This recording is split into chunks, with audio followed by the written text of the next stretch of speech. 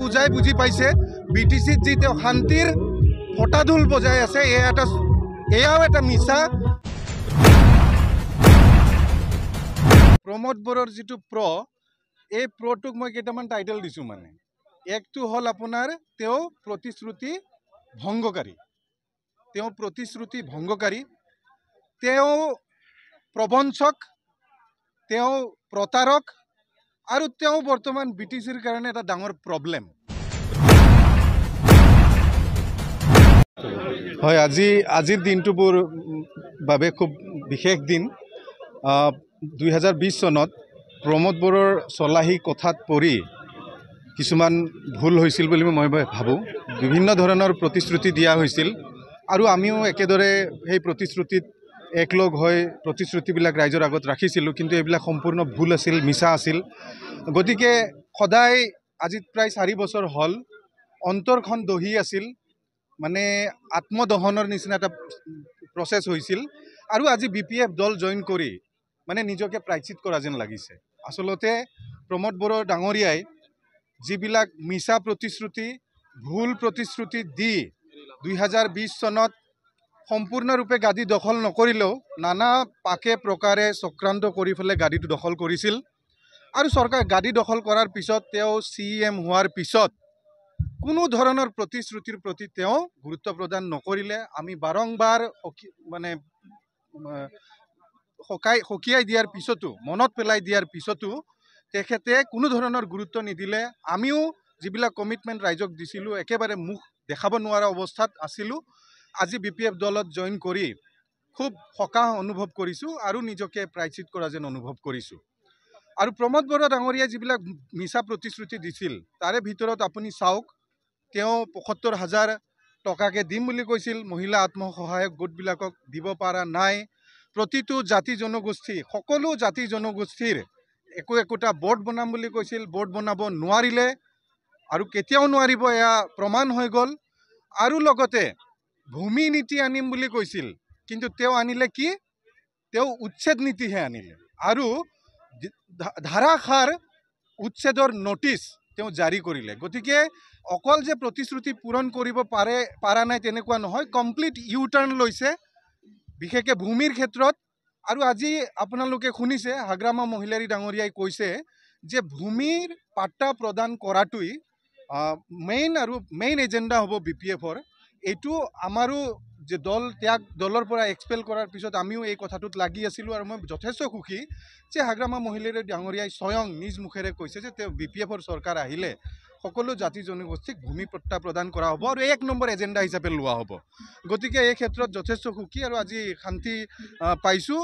মই ভাবোঁ সকলো কৰ্মকৰ্তাৰ সহযোগ পাম আৰু BPF দলত কিদৰে আমি আগুৱাই লৈ যাব পাৰোঁ। এই যিটো 24ৰ যিটো ইলেকশ্যন হ'ব, MP ইলেকশ্যন, এই MP ইলেকশ্যনত কিদৰে দৰং আৰু ওদালগুৰি আৰু কোকৰাঝাৰ লোকসভা সমষ্টিৰ পৰা আমাৰ MP মেম্বাৰ অফ পাৰ্লিয়ামেণ্ট আমি দিল্লীলৈ পঠিয়াব পাৰোঁ, তাৰ কাৰণে এতিয়া অতি শীঘ্ৰৰ পৰা আমি লাগি যাব লাগিব।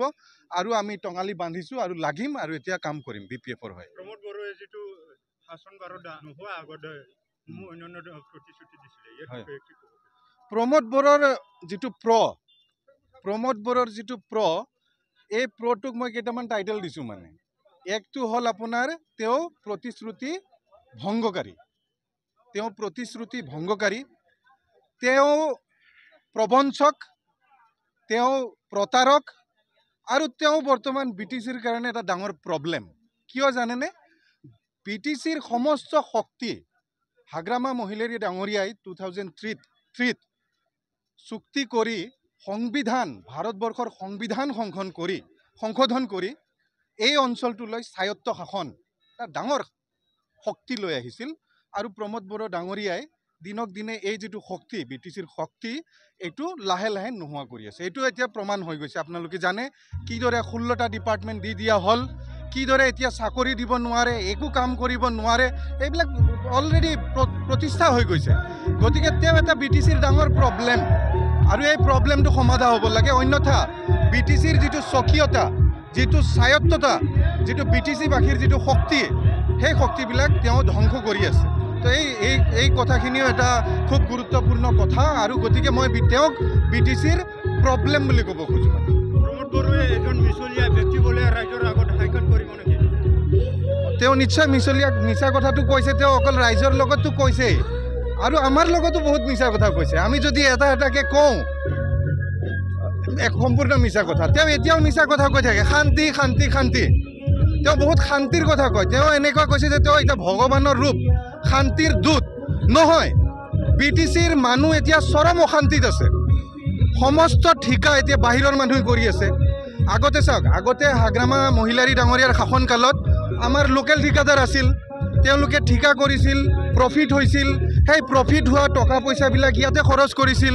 বিহু বুলি মানুহক দিছিল, ঈদ বুলি মানুহক দিছিল। বিভিন্ন উৎসৱ পাৰ্বণত মানুহবিলাকে সেই পইচাবিলাক খৰচ কৰিছিল আৰু মানুহ সুখত আছিল, শান্তিত আছিল। এতিয়া BTCতো কণ্ট্ৰেক্টৰ নাই, চব কণ্ট্ৰেক্টৰ এতিয়া বাহিৰৰ। ডাঙৰ ডাঙৰ কামবিলাক বাহিৰত দি দিয়া হৈছে। গতিকে BTC এতিয়া শান্তিৰ পৰিৱেশ নাই, কোনো ধৰণৰ প্ৰতিশ্ৰুতি পালন হোৱা নাই। আপুনি বেলেগটো BTCৰ মানুহৰ কথা বাদ দিয়ক, UPPL দলৰ কৰ্মকৰ্তাসকলক যদি কথা পাতে, তেওঁলোকৰ যদি মনৰ বুজ লয়, তেওঁলোকে স্পষ্টভাৱে ক'ব যে তেওঁলোকে এতিয়া শান্তিত নাই, চৰম অশান্তিত আছে। আৰু তেনেকুৱা এটা পৰিৱেশত প্ৰমোদ বড়োই কি শান্তিৰ কথা কয়, ফটা ঢোল পিটি আছে, এইটো তেওঁ নিজে জানে। আমি বুজি পাইছে BTCত যি তেওঁ শান্তিৰ ফটা ঢোল বজাই আছে, এয়াও এটা মিছা। আৰু সেইকাৰণে মানুহে মিছলীয়া বুলি কয়, তেওঁক পুতলা বুলি কয়। আৰু গতিকে তেওঁ এই বস্তুবিলাক বুজি পাব লাগে।